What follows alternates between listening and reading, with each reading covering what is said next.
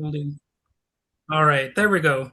Sounds like things are good now. So, this is my second time talking to you. I don't know if you remember the other time, but this is Yeah. for Vents Online, Vents Magazine Online, and also for my little podcast, which is called Critical Weight Theory. So, um, this season it promises to be a little bit expanded from the first season. So I'm wondering what people can expect and what made you realize the story evolved from individual psychology to sort of our collective psychology. Yeah, so we walked away from the first season with really more questions than we did answers. And the first season looks pretty specifically at how this technology was fracturing individual minds. And so for the second season, we wanted to look into those bigger questions that we walked away with, such as like how was this technology affecting us on a societal level? And how is it sort of potentially fragmenting our very sense of reality and collective shared reality? And so for me it was looking at not only was this something where I saw individuals engaging with ChatGPT and having psychosis, we were seeing big societal decisions being made about the future of humanity based around this technology that we don't really, and when I say we, I mean humans, don't really understand this technology or its potential benefits or its potential consequences that well, yet we're restructuring society, it seems, around it. So we wanted to understand what the risks are and how we respond to those risks. Sure, and it seems already like I'm not going to even name names here, but it seems like militaries might use AI to sort of shift the burden of the blame for their military strikes. They can just say, "Oh, the AI was the one that made that decision," you know? So there seems to be a real danger there already. Yeah, I mean it is. Yes, I think one of the big public debates that's happening around AI right now is specifically it keeps being Anthropic that keeps popping up. I know there were questions. Anthropic didn't want Claude used in certain types of military targeting decisions. And then recently I saw what didn't Claude was like the new model, I believe it's Claude Mythos, was allowed onto a government server and started like cracking into secret files. So Yeah. Well, there's also the fact that like the Terminator franchise kind of heavily warns people about all this kind of stuff. Like, yeah, it does. I saw James Cameron recently on like a bit of a victory lap about that. He's like, I told you guys about this in 1984 and no one listened. I mean, it's not like people had no information. Well, I'm sure it goes back even before the Terminator days when it comes to warning people about just high tech intelligence and whatnot. Well, I think that so there's a fundamental shift. It's something we cover in the first couple episodes of this season. There's a fundamental shift that happens when the Trinity tests are conducted and when the first nuclear bomb is detonated, in which prior to that moment, humans could not create a technology that could end all of humanity. Sure, we had weapons that could cause mass destruction. We had incredibly powerful bombs. We were capable of killing tens of thousands of people. We weren't capable of leveling entire cities and then leveling multiple cities at the same time. And then in a very few short years after that moment, there are tens of thousands of nuclear warheads around the earth that are ready to go, preparing to launch and potentially end the world. Like that mutually assured destruction was a real thing. That was a real possibility. Yeah. Prior to that moment, any apocalyptic thinking was pretty much in the realm of like religion or superstition, because like we're talking about or acts of God, like meteors, like you think of the asteroid that took out the dinosaurs, or we think of some sort of unforeseen massive climate shift or something. You think of like a day after tomorrow type of scenario, Yeah. right? It's something outside of the control of people, and then all of a sudden, Trinity test, atomic bombs detonated in New Mexico, and from that moment on, humanity holds the keys to its own destruction, and the world has not been the same since. Well, you also have to love that mutually assured destruction is shortened to mad. It's like they're self-aware of just how potentially uh crazy it all is. It's like they're making a joke out of it almost. It is like we think of Doctor Strangelove as being this sort of over the top satire. And it's really funny because when you look at that movie now, like it wasn't. It was like almost closer to being a documentary Yeah, than yeah. to being the over the top satire we think of it as being. So I've got this shirt on, which is basically about the Heaven's Gate cult. So, does this season get into like any sort of cult-like dangers of AI, like people having sort of a cult psychosis? I think we get into belief and belief systems a lot Okay, this season. Our entire next season is centered around an AI cult. So so that okay. yes, that is. Because even going back to Steve Jobs, like the support that he enjoyed was sort of cult-like at the time, and I personally saw some potential there for sort of cult-like allegiance. Yeah, it was certainly a cult of personality, right? I think when hopefully I'm using that term correctly, but I think so. yeah, I think I so. I think there are yes, I think anytime that a technology comes around that has the potential to change the shape of society and people develop belief systems around it, someone is going to use that belief, use those strong feelings, use that confusion, use that change, and they're going to build cults out of it. I think it's like other things. It could be people who are intentionally they're sociopathic and they want to. They've just been waiting for the thing. Like this is going to be my cult.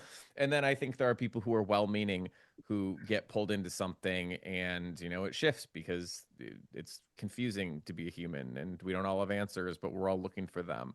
And then I think what's different about this one, and not to get too spoilery on the third season because it won't be out until the fall, but what's different about cults in the AI space is that previously cult leaders or would be cult leaders or spiritual leaders, even if they're not cult leaders, could reference text, they could reference other thinkers, they could reference history. What they couldn't do is conjure up new thought from a machine. And Sure. the fact that this now can come directly from the machine and you don't necessarily know what information is coming from a person or their interpretation of it. Like cult leaders forever have been interpreting different things. It's like Marshall Applewhite, right? He interpreted Yeah. celestial events that were happening in a way that benefited him and created a belief system for his followers.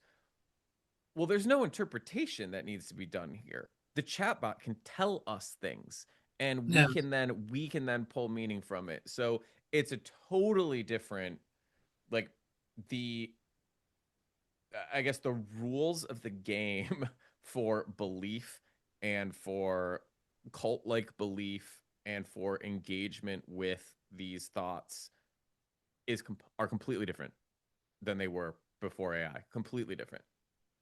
And what's interesting is most AI programs even tell you that AI can make mistakes and that sort of thing, but it seems like people don't care about that. They just take AI at its word anyway. So I'm wondering what your thoughts are on that, and how it is reflected in this season. As a topic. Yeah, I think the biggest thing to me is that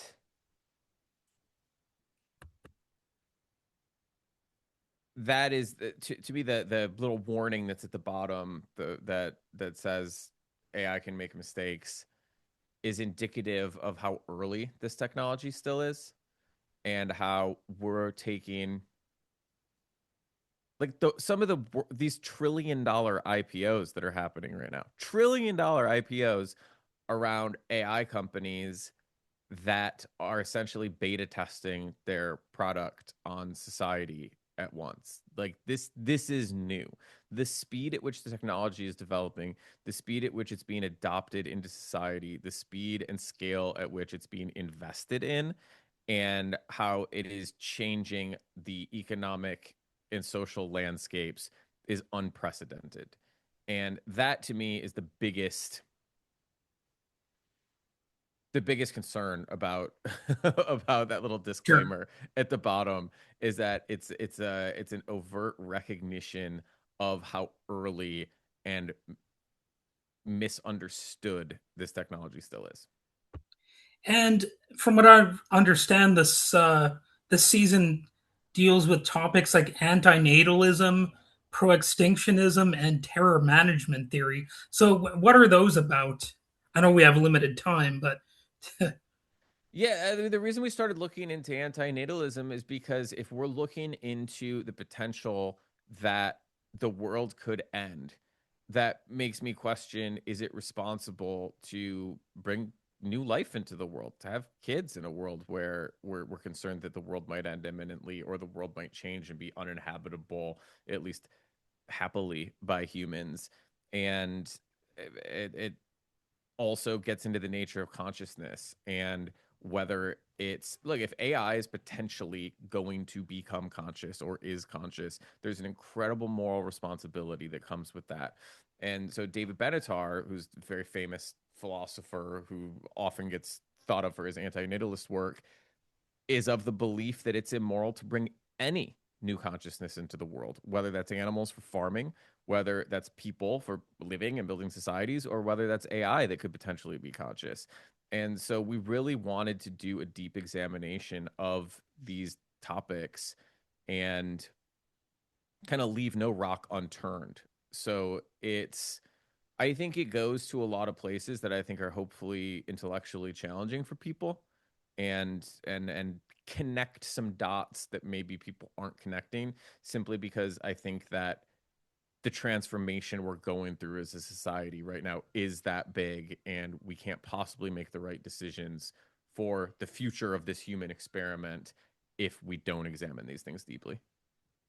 all right. So, I don't want to be accused of just being negative against AI. So, are there any positive things about AI? I think some people they just have fun like making goofy songs out of weird ideas, and that's mostly what they use it for, making funny memes or whatever. Do you see anything positive about that, or is it just mostly kind of like doom and gloom kind of stuff?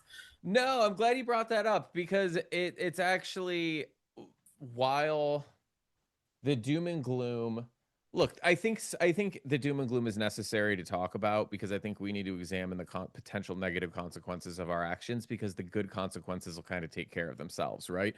If AI ends up being this phenomenal technology that ends up creating a world of abundance in which there's some sort of like universal high income, if some have said, and people can focus on their passions and we can all explore the things we want to without worrying about paying the bills, and we can learn how to extract resources from the earth in the way that doesn't damage the earth and also gives everybody like true abundance that we've never seen before. Like, that is a possibility. That could happen. If we have a super intelligence that we have access to, like, think what humanity has done without, with just with our own intelligence and with the aid of the technologies that we've built to date. Like, the fact that we in tens of thousands of years went from a species that was barely surviving, like crawling around on the ground looking for caves to hide in from the rain, to a species that can go to space, that you and I can communicate. I don't remember what city you're in,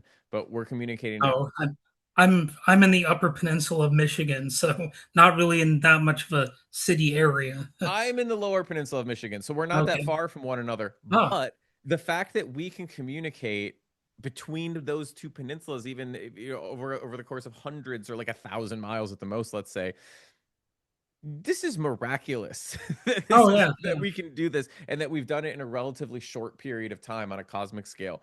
So could we just keep making the world better and better and better through technology? And could we in 10 years be in almost like a Star Trek type of world where our concerns are different from what they are now, but we don't have to worry about survival, where survival is no longer a concern. Like, that's amazing. And I think that's worth striving for. And so, yes, I think that it's funny you say that because, like, the word utopia, people say there is no such thing as a utopia. You can't have a utopia. There's all sorts of reasons for why you can't. But something close to it, let's call it a paradise. Could that happen?